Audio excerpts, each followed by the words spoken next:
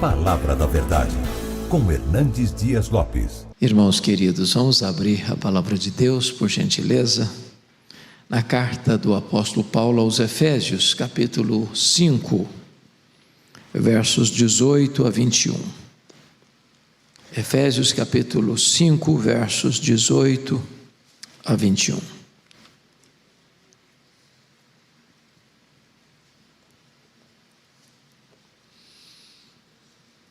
Paulo diz assim: e não vos embriagueis com vinho, no qual há dissolução, mas enchei-vos do Espírito, falando entre vós com salmos, entoando e louvando de coração ao Senhor, com hinos e cânticos espirituais, dando sempre graças por tudo a nosso Deus e Pai, em nome de nosso Senhor Jesus Cristo, sujeitando-vos uns aos outros no temor de Cristo.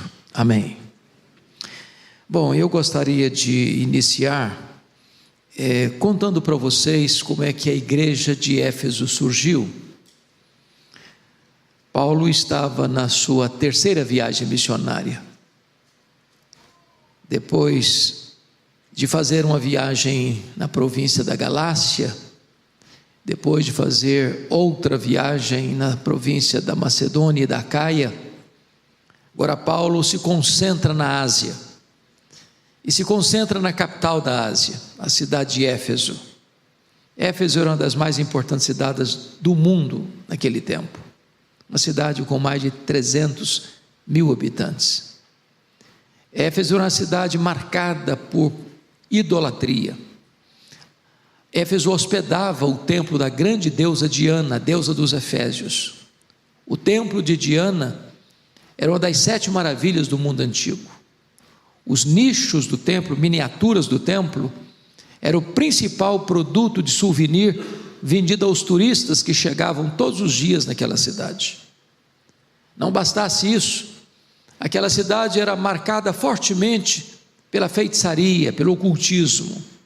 E Paulo chega ali, prega o Evangelho e experimenta, irmãos, o que nós tanto desejamos hoje: um grande reavivamento espiritual. Não há qualquer possibilidade de explicar o que Deus fez em Éfeso por intermédio do apóstolo Paulo, a não ser um grande avivamento. Para vocês terem uma ideia, em 3 anos que Paulo ali ficou, a idolatria da cidade entrou em colapso, a feitiçaria entrou em bancarrota, as pessoas convertidas largavam a feitiçaria e queimavam os seus livros de magia em praça pública. A palavra de Deus prevaleceu naquela cidade, bendito seja Deus. E igrejas foram plantadas por toda a província, como Esmirna, Pérgamo, Tiatira, Sardes, Filadélfia, Laodiceia, Colossos e Herápolis. Aí Paulo sai dessa cidade para levar uma oferta aos pobres da Judéia, porque no governo de Cláudio, 41 a 54, da nossa era cristã, houve uma grande fome no mundo, os judeus foram expulsos de Roma, e Paulo então faz uma grande campanha, uma grande coleta entre as igrejas gentílicas para socorrer os irmãos da Judéia. E agora Paulo, depois de recolher todas essas ofertas, está levando esta oferta para a igreja da Judéia. E quando ele chega na Judéia, ele é preso, ele é transportado para Cesareia Marítima e fica 2 anos preso, sob a acusação dos judeus. Ele opta por ser julgado em Roma, porque tramavam para matá-lo, e ele chega em Roma preso e algemado, e é desta prisão de Roma que ele escreve esta carta. E esta carta é a carta da igreja, é a carta eclesiológica mais robusta que Paulo escreveu sobre esta doutrina bendita. No capítulo 1 desta carta, Paulo vai mostrar que a nossa salvação é uma obra de Deus. Deus o Pai nos escolheu, Deus o Filho morreu por nós na cruz, e Deus o Espírito Santo aplica a redenção no nosso coração. E eu queria que você retrocedesse comigo ao capítulo 1, por gentileza, para nós entendermos qual é esse ministério do Espírito Santo na nossa vida. Versículo 13 e 14, ele diz assim: em quem também, está falando de Cristo, em quem também vós, depois que ouvistes a palavra da verdade, o evangelho da vossa salvação, tendo nele também crido, fostes selados com o Santo Espírito da promessa. Vamos ficar aqui no verso de número 13. Irmãos, hoje eu quero falar sobre o poder do Espírito Santo, e nós não podemos exagerar sobre a importância do Espírito Santo. Se não for a obra do Espírito Santo, nem você nem eu estaríamos aqui. Se não fosse a obra do Espírito Santo, não haveria nenhum salvo sequer na história. É o Espírito Santo quem regenera. É o Espírito Santo quem abre os nossos olhos espirituais. É o Espírito Santo quem arranca de nós o coração de pedra e nos dá um coração de carne. É o Espírito Santo quem nos batiza no corpo de Cristo. É o Espírito Santo quem nos sela para o dia da redenção. É o Espírito Santo que nos foi dado como penhor, como garantia da nossa salvação. É o Espírito Santo quem nos dá dons espirituais. É o Espírito Santo que age em nós e produz o fruto do Espírito: amor, alegria, paz, bondade, benignidade, mansidão, domínio próprio. É o Espírito Santo quem nos capacita com poder para vivermos uma vida digna do Evangelho de Cristo Jesus nosso Senhor. E aqui nesse texto, ele está dizendo o seguinte: quando você escuta o Evangelho, a palavra de Deus, e você crê no Senhor Jesus, o Espírito Santo vem e sela você, carimba você, marca você, tornando você propriedade exclusiva de Deus. Eu gosto dessa ideia do selo, porque é um símbolo, um emblema popular, conhecido de todos nós, não é verdade? O que esse emblema significa? Primeiro, significa que quando você sela algo, você está dizendo: isso aqui é meu, ninguém toca, ninguém mexe. Por isso que a Bíblia diz que quem toca em você, toca na menina dos olhos de Deus. Você é propriedade exclusiva de Deus. Você está seguro nas mãos do Senhor Jesus Cristo. Segundo, o selo, sabe o que significa? Significa que você é uma obra genuína de Deus. Quando você põe um selo, você está dizendo: isso aqui tem qualidade. Você vai no supermercado e procura um produto com selo de qualidade. Você é uma obra exclusiva do Espírito Santo. Não tem mistura, não é coisa híbrida, misturada. Não. O que foi feito em você é obra de Deus, não é autossugestionamento. Você não é um crente porque um dia você estava pensando, refletindo, cogitando, filosofando, e aí você descobriu que é maravilhoso ser crente, então eu resolvo ser crente. Não, o que aconteceu em você é obra do Espírito Santo.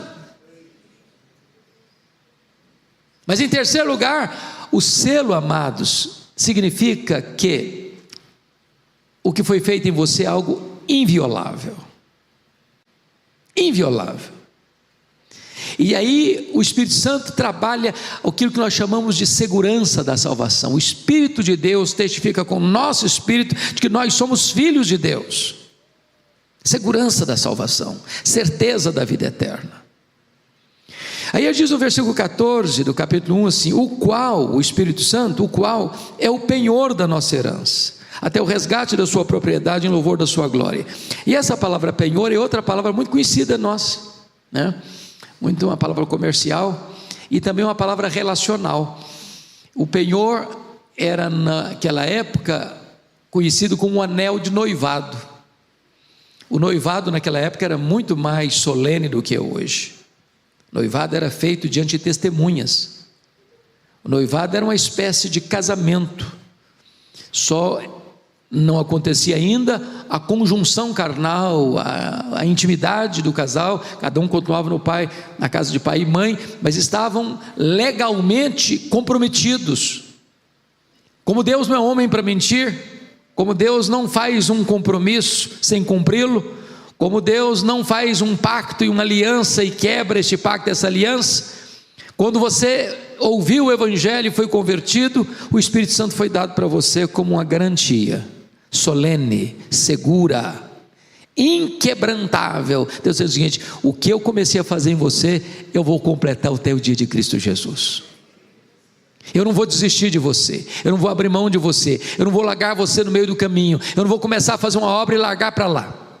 O grande escultor Miguel Ângelo, que fez obras tão magníficas, as mais conhecidas, Moisés e Pietà, ele começou cerca de 32 obras, só completou 14. Deus não é assim. Deus não começa um projeto e larga para lá. Deus não faz rascunhos nos seus projetos. O que Deus começa, Deus termina. Então a primeira obra do Espírito Santo na minha e na sua vida é a obra da segurança da nossa salvação.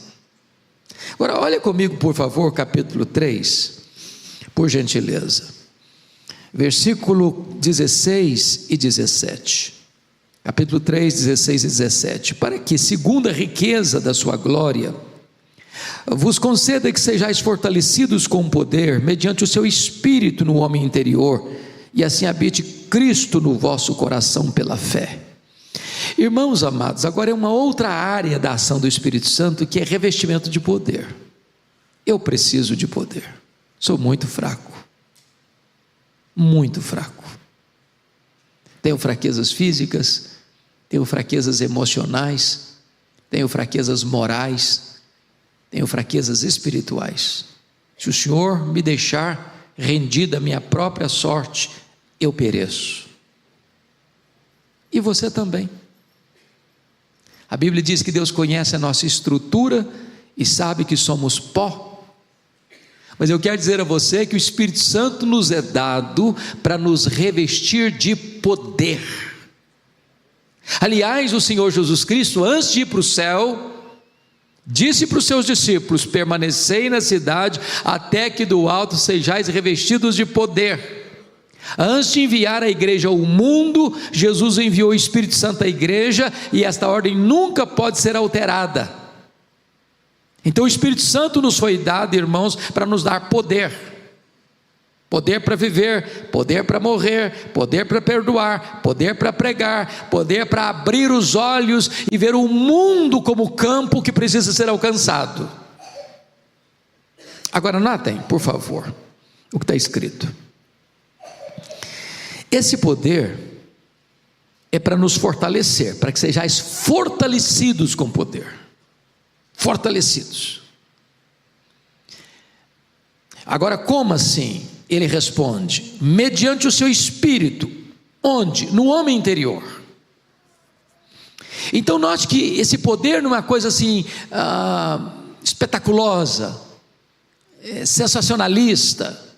Não, esse poder é aqui dentro de você, é no seu interior, que transborda nas suas palavras, nas suas ações, nas suas reações, na sua dinâmica de vida, lá dentro da sua casa, lá no seu trabalho, lá na sua convivência, lá nos seus relacionamentos. Mas chama atenção porque aqui tem uma expressão que precisa ser compreendida. Como é que eu posso saber que uma pessoa está cheia do Espírito Santo? Qual é a evidência disso? Esse texto responde assim: e assim habite Cristo no vosso coração, e assim fortalecidos com poder mediante o seu Espírito no homem interior, e assim habite Cristo no vosso coração pela fé. Eu chamo a sua atenção para essa palavra habite, porque você está cheio do Espírito Santo quando Cristo habita no seu coração pela fé. A evidência de uma pessoa cheia do Espírito Santo é se Cristo é o dono, é o Senhor da vida dela, se ela é governada por Cristo. Eu gosto, pastor Arival, de um livro do J. Packer, Na Dinâmica do Espírito, os melhores livros que eu já li. Se você não leu, vale a pena ler esse livro, Na Dinâmica do Espírito, de J.I. Packer. E ele diz o seguinte, que o ministério do Espírito Santo é o ministério do holofote. Você anda por São Paulo, à noite, de vez em quando você vê algum monumento, algum prédio significativo, e uma luz incidindo. Um dia está azul, outro dia está amarela, outro dia está verde, mas você não vê aquela luz está escondida. O holofote está lá escondido, mas aquela luz projeta sobre o monumento, sobre o edifício. O que importa é mostrar o edifício. O ministério do Espírito Santo não é mostrar a si mesmo, o ministério do Espírito Santo é mostrar Jesus. Ele aponta para Jesus, ele glorifica Jesus, ele exalta Jesus. Quando é que você sabe que você está cheio do Espírito Santo? É quando Jesus está plenamente habitando no seu coração pela fé. Agora, a palavra habitar, ela é muito curiosa, porque há duas palavras no grego para habitar. A palavra grega é katoikel e a palavra grega paroikel, são parecidas, katoikel, paroikel. Katoikel é habitar de forma temporária. É um hóspede que chega num hotel para passar uma noite, ou 2 dias, uma semana, mas ali não é a sua casa, ali não é a sua residência, ali ele não vai permanecer, ali ele não é o dono, ali ele não pode fazer reformas, ali ele não pode fazer mudanças, ali ele está apenas usufruindo aquele espaço por um tempo, mas ele vai embora, ele não tem compromisso com aquele local. A outra palavra, a palavra paroikel, é habitar permanente. Você é o dono da casa, você mora nessa casa, você vive nessa casa, você é o dono dessa casa, você pode fazer reformas nessa casa, você pode fazer o que Neemias fez com os móveis de Tobias, jogar os móveis de Tobias fora dessa casa, aquilo que não agrada a você, você descarta dessa casa, aquilo que é necessário você traz para essa casa. A casa é sua, ela é sua residência permanente. É exatamente a palavra que aparece aqui. Sabe quando você sabe que está cheio do Espírito Santo?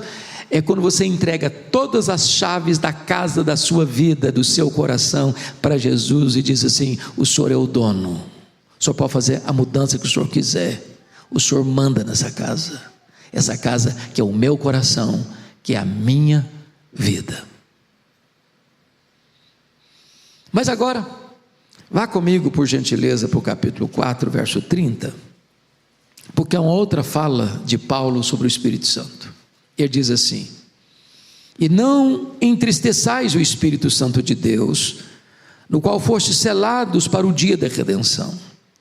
E o contexto aqui, meus irmãos, de não entristecer o Espírito Santo, ele começa lá no 25, é deixar a mentira, é falar a verdade, é tomar conta do coração para que você não se ire descontroladamente, que você não dê lugar ao diabo, você não furtar, você trabalhar, é não sair da sua boca a palavra torpe, mas só que for digna e pronta para edificação, é você alargar a amargura, a cólera, a gritaria, a blasfêmia, a malícia, essas coisas todas que estão ao redor do versículo 30, entristece o Espírito Santo. Por que que o Espírito Santo habita em você? Me permita explicar isso melhor. Quando você entrou nesse local aqui, esse local aqui nós chamamos de templo, de santuário. Há coisas que aqui você não faz. Aqui não é um campo de futebol, aqui não é um teatro, aqui não é uma praia, aqui não é um shopping center. Aqui você toma cuidado com os seus gestos, com as suas palavras, porque você respeita esse lugar, e deve respeitar mesmo. Mas a Bíblia diz que Deus não habita em casas feitas por mãos humanas. Sabe qual é o templo que Deus habita? É a sua vida, é o seu corpo, é o seu coração. Só que quando a Bíblia diz que o seu corpo é o santuário do Espírito, a palavra grega não é santuário, porque a ideia é do templo judaico. E você sabe que o templo judaico tinha o lugar, o pátio dos gentios, tinha o lugar santo e tinha o lugar santíssimo. onde ficava a Arca da Aliança, onde o sumo sacerdote só entrava uma vez por ano, onde a glória de Deus, a Shekinah de Deus descia. A palavra lá que diz que o seu corpo é o santuário do Espírito Santo, significa que o seu corpo é o santo dos santos, onde a glória de Deus habita.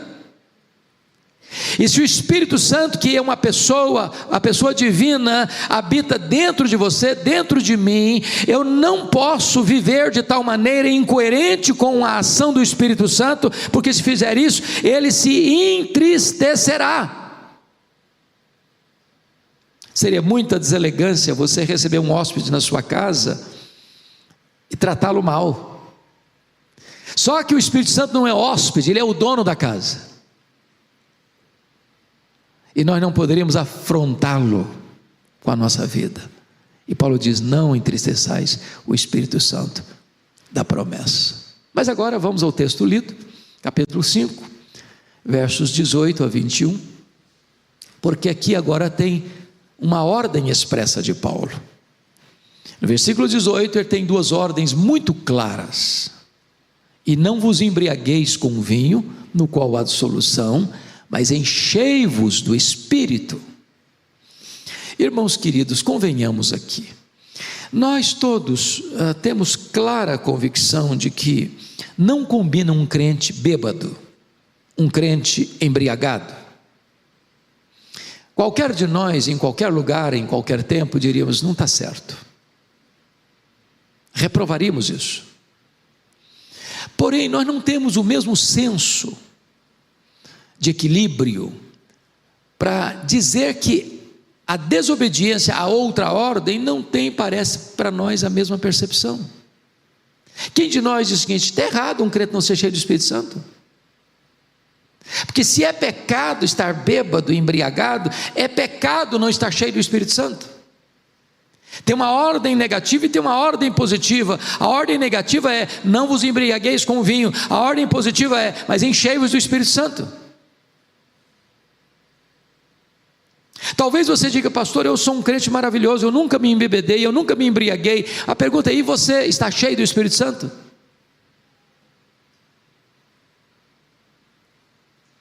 Notem vocês que nesse texto existe uma comparação superficial e existe um contraste profundo. Qual que é a comparação superficial? É que tanto uma pessoa embriagada quanto uma pessoa cheia do Espírito Santo, ela está sob controle de algo ou de alguém. Uma pessoa bêbada está sob o controle do álcool, ela vai falar coisa que não deve falar, ela vai agir de maneira que não deve agir, ela vai ter um comportamento que não é adequado, ela vai ter situações que não é natural dela, porque ela está sob o efeito do álcool. O álcool é um ladrão de cérebros, é o principal responsável por crimes passionais, por acidentes de trânsito, por destruição de famílias. Porque a pessoa que ela está bêbada, embriagada, ela está não no domínio dela, no controle dela, no domínio próprio, mas sob o efeito do álcool. Agora, se uma pessoa está sob o efeito do álcool, tem esse comportamento esquisito, se ela está sob o efeito do Espírito Santo, isso vai refletir no que ela fala, no que ela faz, no que ela age, no que ela reage. Qual é o contraste profundo? Paulo diz assim: não vos embriagueis com vinho, no qual há dissolução, mas enchei-vos do Espírito Santo, falando entre vós com salmos, hinos, cânticos espirituais, louvando de todo o coração ao Senhor. Ou seja, quando uma pessoa está embriagada, ela vai levar essa pessoa, o álcool vai levar essa pessoa a uma vida dissoluta, vergonha, opróbrio, destruição. Eu tinha um amigo querido que tinha um problema seríssimo de alcoolismo e tinha recaídas muito tristes, e às vezes a esposa dava falta dele e ele ficava uma semana sumido. Ela ia procurá-lo e às vezes achava nos lugares mais escondidos da cidade, dentro de um boteco mais sujo da rua, caído, bêbado, e tinha que carregá-lo para casa, sujo, cheio de vômito, para dar um banho, para se recuperar. Produz dissolução, tristeza, dor, vergonha. Paulo diz: não vos embriagueis com vinho. Mas eu não estou falando dos botecos da vida. Há poucos dias uma mulher me procurou e disse: pastor Hernando, o senhor precisa falar sobre a confraria do vinho, das rodas da elite mais rica, dos apartamentos mais caros, daqueles que têm muito dinheiro e gastam 10 mil reais numa garrafa de vinho, e se alienam do casamento, e se afastam dos filhos, e jogam a família num pântano de solidão e desespero, casamentos acabando, filhos deixados de lado. E Paulo diz: não vos embriagueis com o vinho, no qual há dissolução.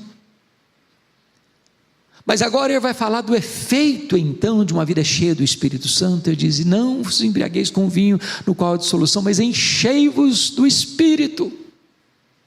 E quais são as evidências que uma pessoa está cheia do Espírito Santo? Vejamos aqui no texto. Olhe comigo o verso 19. Ele diz assim: falando entre vós com salmos, entoando e louvando de coração o Senhor com hinos e cânticos espirituais. Então vamos pegar o primeiro ponto: falando entre vós com salmos.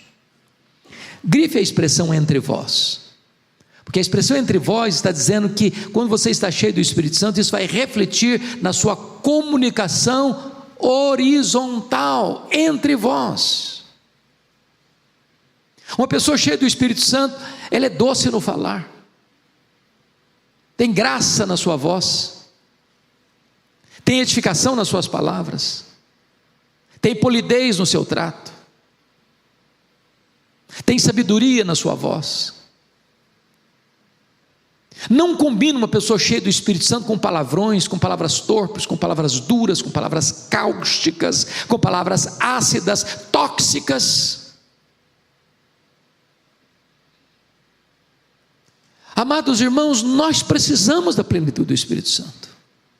Aliás, quando você avança em Efésios, já começa a falar de família, como a esposa deve ser submissa a seu próprio marido, como o marido deve amar a sua própria esposa, como Cristo amou a igreja, como os filhos devem honrar e obedecer aos pais, e como os pais não devem tratar os filhos com amargura, mas criá-los na disciplina e na admoestação do Senhor. Tudo isso só é possível, meus irmãos, se tivermos plenitude do Espírito Santo.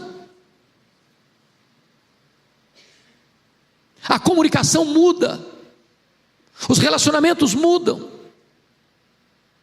A nossa casa vai ser de fato um ambiente saudável para nós nos relacionarmos em amor e harmonia, falando entre vós. Segundo lugar, veja ainda o versículo 19, quando ele diz assim, preste atenção: entoando e louvando de coração ao Senhor. Agora grife a expressão ao Senhor. Sai da horizontalidade da relação para a verticalidade da relação. Quando você está cheio do Espírito Santo, em vez de ter amargura, em vez de ter murmuração, em vez de ter uma vida assim de ingratidão a Deus, você quer é adorar a Deus, é exaltar a Deus de todo o seu coração. Seu culto muda. E eu não estou falando aqui do culto coletivo, congregacional. Eu estou falando daquele culto que você presta ao seu Deus lá dentro do seu quarto, com a porta trancada, sem holofotes, sem plateia. É quando na sua alma há uma sede de comunhão com Deus, quando no seu coração você tem fome de Deus. Nós com muita alegria vimos o que aconteceu no dia 8 de fevereiro, na Universidade de Asbury, em Kentucky. Eu tive a bênção, pastor Ivaldo, de falar com alguns colegas que ali estiveram. Eu tive 3 pastores amigos meus que lá estiveram: pastor Samuel Vitalino, pastor Valdir Reis, pastor Elias Medeiros. os 3 pastores presbiterianos, homens de Deus que tenho respeito por eles. E o que eles me testificaram, que me marcou muito, não foi nem o que estava acontecendo lá dentro da capela, mas é o que estava acontecendo fora da capela. Uma cidade de 8 mil habitantes, plantada no coração de várias fazendas,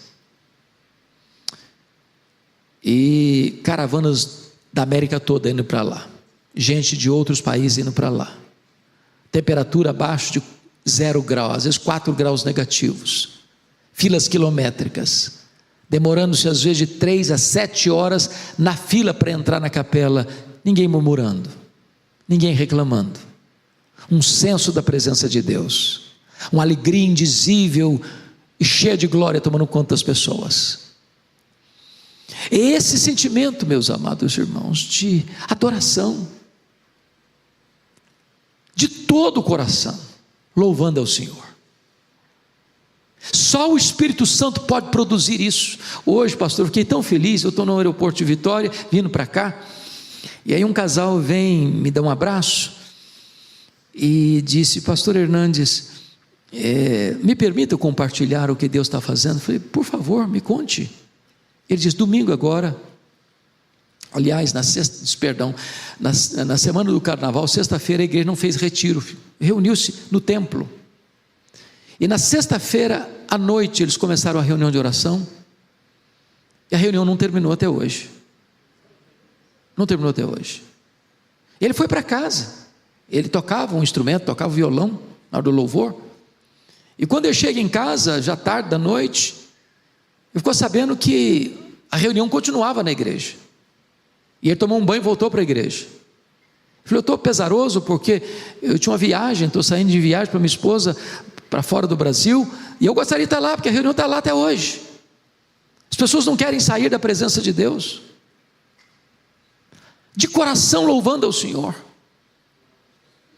Irmãos, quando o Espírito Santo vem, o culto é uma delícia, cantar ao Senhor é um deleite para a alma, o céu desce à terra, a alegria de Deus invade o coração, o culto não fica aquela coisa que você fica doido para terminar, porque você não aguenta mais, é uma coisa programada, rigorosamente programada, não pode passar um minuto que as pessoas se estressam.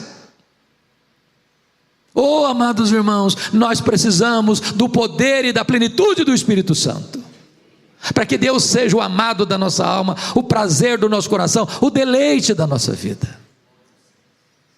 Sou grato a Deus porque esta igreja, por convocação do nosso pastor Arival, dia 12 agora, está planejando, louvado seja Deus, ter um tempo de oração, começando às 8 horas da manhã, indo até às 20 horas, e esse é o planejamento humano, mas se Deus quiser, passa a noite, passa a madrugada, passa a semana. Mas notem comigo uma terceira característica de uma pessoa cheia do Espírito Santo, versículo de número 20, dando sempre graças por tudo a nosso Deus e Pai, em nome de nosso Senhor Jesus Cristo. Irmãos, dar graças em tudo não é simples e nem é fácil, nós não temos condições de fazer isso, a não ser que o Espírito Santo nos encha, nos revista e nos capacite. Mas esse senso de entender que Deus está no controle, que Deus é soberano, e ainda que a providência seja carrancuda, a face de Deus é sorridente sobre nós, e você começa a dar graças a Deus, graças a Deus, graças a Deus. E eu não sei se você veio aqui hoje e tem motivos para dar graças a Deus, mas o simples fato de você e eu estarmos aqui é motivo solene e eloquente, porque a Bíblia diz que nele vivemos, nos movemos e existimos, Ele quem nos dá vida, a respiração e tudo mais. É Deus quem dá a vida, é Deus quem dá a saúde, é Deus quem dá o pão, é Deus quem dá a veste, é Deus quem dá a casa, é Deus quem dá a família, é Deus quem dá os amigos, é Deus quem dá a igreja, é Deus quem dá a salvação. Tudo provém de Deus, e você deve ter um coração grato ao seu Deus. Mas finalmente, você quer saber se uma pessoa está cheia do Espírito Santo? Se embriaguez produz dissolução, A plenitude do Espírito Santo produz comunhão, produz adoração, produz gratidão. E em quarto lugar, produz, segundo o versículo 21, olha aí comigo, sujeitando-vos uns aos outros no temor de Cristo. Produz uma vida de humildade e serviço. Não combina crente cheio do Espírito Santo de nariz empinado. Não combina. Onde tem soberba, o Espírito Santo não está presente. Onde tem altivez de coração, o Espírito Santo não está presente. Onde se olha o outro de tamanco alto, o Espírito Santo não está presente. O Espírito Santo nos leva até o Espírito de Cristo, que sendo Deus não julgou como usurpação o ser igual a Deus. Antes a si mesmo se esvaziou, assumindo a forma de servo. Ele não veio para ser servido, ele veio para servir. Ele diz: aprendei de mim, porque eu sou manso, sou humilde de coração. Que Deus nos ajude, queridos, a sermos homens, mulheres, cheios do Espírito Santo de Deus. Amém.